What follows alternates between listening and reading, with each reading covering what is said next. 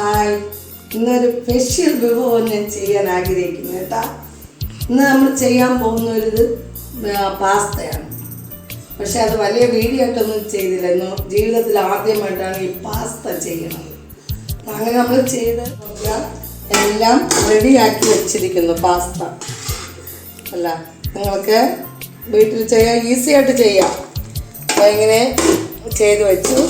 എന്തായാലും അതിൻ്റെ ടേസ്റ്റ് നോക്കാൻ വേണ്ടി നമുക്ക് കുറച്ച് പാസ്ത എടുത്തു. അത് എങ്ങനെയുണ്ടെന്ന് എനിക്കുണ്ടായിരുന്നു. ആദ്യമായിട്ട് വെച്ചതാണ്. എന്നാലും ഒന്ന് കഴിച്ച് നോക്കട്ടെ.